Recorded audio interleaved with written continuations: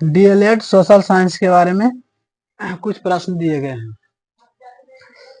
पहला प्रश्न है, भारतीय राज्य में ईसाई जनसंख्या का प्रतिशत उच्चतम है, कहाँ पर सबसे ज्यादा है?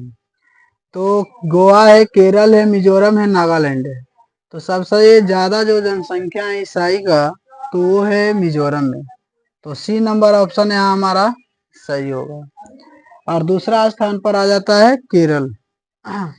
अगला प्रश्न जानेंगे, उस राज्य का नाम बताइए जहाँ गधों की एकमात्र अभ्यारण्य है।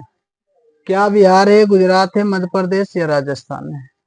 तो इसके बारे में जानेंगे। गुजरात हमारा यहाँ राइट आंसर होगा, जो हमारा बी नंबर होगा आंसर। गुजरात के कच्छ के रण में जो है गधों की एक अभ्यारण्य, खासकर जंगली गधों की एक अभ्यारण्य स्थित है। तो यहाँ से बी नंबर ऑप्शन हमारा सही है।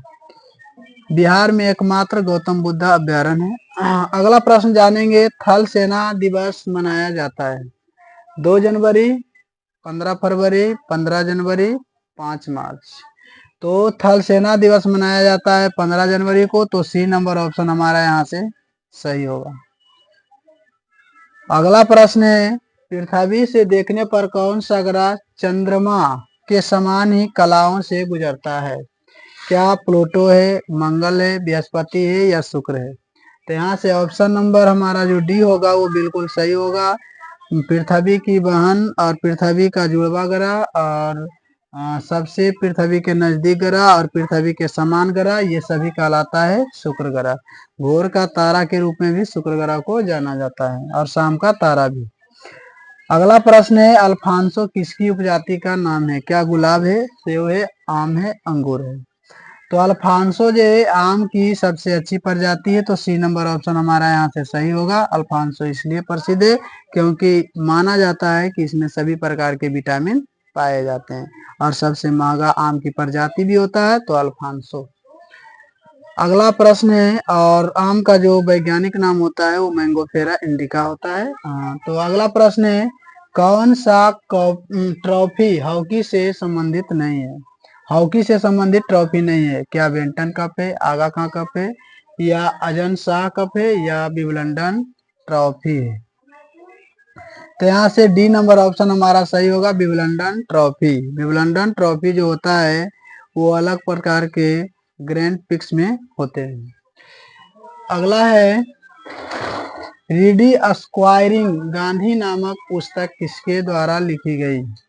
तो ये जो है रीडिंग वाशिंग गांधी नामक पुस्तक जो लिखी गई वो क्या अरुण शौरी, मार्क डुल्ली, अरुणादत्ती रॉय या योगेश चड्ढा? तो यहाँ से ऑप्शन नंबर डी हमारा सही होगा, Yogesh Chadha. D number option हमारा बिल्कुल सही होगा। अगला प्रश्न कह रहा है, प्रथम भारतीय नौसेना प्रमुख कौन थे? यानी पहला भारतीय नौसेना कौन थे? क्या वो कटारी थे, सोमन थे, अर्जुन सिंह थे या चटर्जी थे? तो यहाँ से ऑप्शन नंबर हमारा ये सही होगा, कटारिया। तो ए नंबर ऑप्शन हमारा बिल्कुल सही होगा।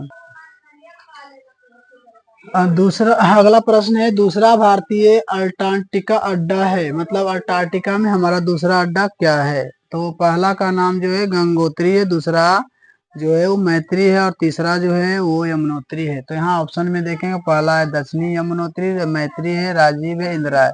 तो हमारा बी नंबर ऑप्शन सही हुआ, मैत्री है। पहला पर गंगोत्री है, तीसरा पर यमुनोत्री है। अगला प्रश्न है, भारत का ध्रुव दक्षिणी यानी कि ध्रुव जो होता है ध्रुव और दक्षिणी बिंदु कहाँ पर है? कहाँ पर है? क्या कन्याकुमारी है, निकोबार है, पॉइंट है, राजीव पॉइंट है, इंदिरा पॉइंट है? तो भारत का दक्षिणी बिंदु जो कहलाएगा वो हमारा कहलाएगा इंदिरा पॉइंट। तो यहाँ से डी नंबर ऑप्शन हमारा बिल्कुल सही होगा। अगला क्वेश्चन है, समवर्ती सूची में लिखे विषयों पर अधिनियम बनाने का अधिकार किसके पास होता है? किसके पास अधिकार होता है? तो समवर्ती सूची में जो अधिकार बनाता है, कौन बनाता है? राज्य और संघ, केवल राज्य और संघ क्षेत्र। तो यहाँ से समवर्ती का नाम है, 3 सूची है, संघ सूची, राज्य सूची और समवर्ती सूची। समवर्ती सूची में जो नियम कानून बनाता है वो राज्य भी और संघ भी। तो एट दी रेट यहाँ पर हमारा आंसर नंबर 1 होगा, पहला, यानी ये नंबर ऑप्शन हमारा बिल्कुल सही होगा। अगला प्रश्न कह रहा है, विशेष दिन लोकसभा में अधिकतम कितनी तार्किक प्रश्न पूछे जा सकते हैं? लोकसभा में अधिक से अधिक हम कितने तार्किक प्रश्न पूछ सकते हैं? क्या 15 है, 20 है, 25 है या कोई सीमा नहीं? तो विशेष दिन में तार्किक प्रश्न की संख्या 20 होती है। बी नंबर ऑप्शन हमारा बिल्कुल सही होगा। अगला प्रश्न है, प्रेस की स्वतंत्रता किस अधिकार में निहित है? प्रेस की स्वतंत्रता, तो प्रेस की स्वतंत्रता 19 का ए है, बोलने की आजादी। तो इसमें क्या करा है? नियमों का समान संरक्षण, भाषण स्वतंत्रता, संघ निर्माण स्वतंत्रता, कार्य और सामग्री सुरक्षा। तो अभी बताए प्रेस की स्वतंत्रता 19 का एक, बोलने की आजादी, अर्थात हमारा बी नंबर ऑप्शन यहाँ पर सही होगा।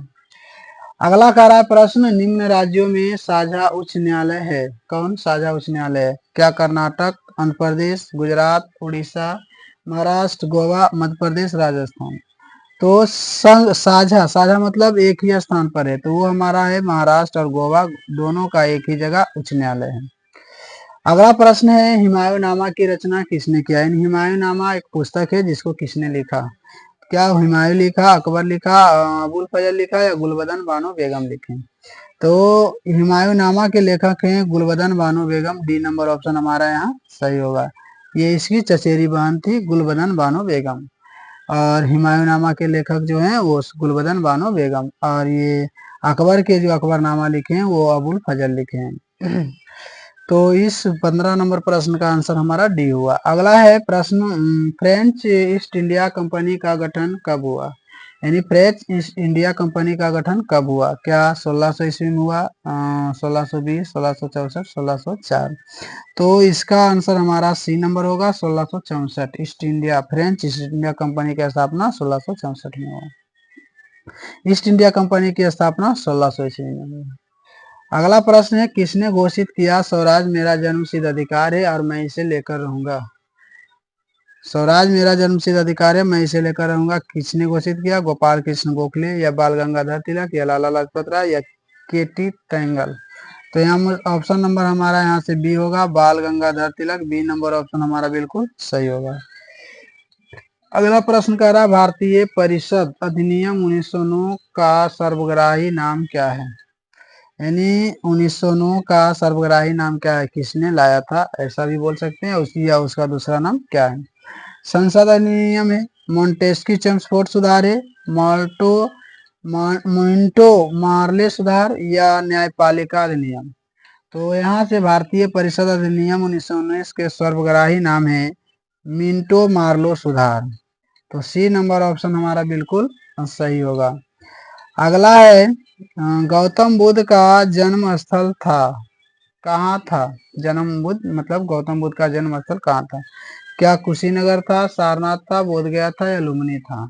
तो गौतम बुद्ध का जन्म स्थल जो था वो लुम्बिनी था, कपिल वस्तु के लुम्बिनी, जो वर्तमान में नेपाल में है। तो डी नंबर ऑप्शन हमारा सही होगा।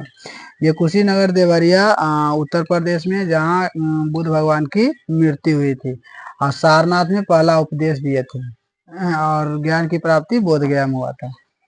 अगला प्रश्न है, अकबर के शासनकाल में भू राजस्व सुधारों के लिए कौन उत्तरदायित्व थे?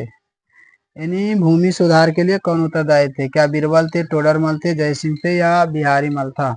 तो ऑप्शन नंबर यहाँ से जो 20 का है ये बी होगा सही हमारा, टोडरमल। तो बी नंबर ऑप्शन हमारा बिल्कुल सही होगा। अकबर मंत्री थे और जयसिंह इसके सैनिक शासक थे। तो इस प्रकार हम डीएलएड से संबंधित प्रश्नों को आसानी से व्याख्या पूर्वक हल करते हैं। खींच लेनी फोटो।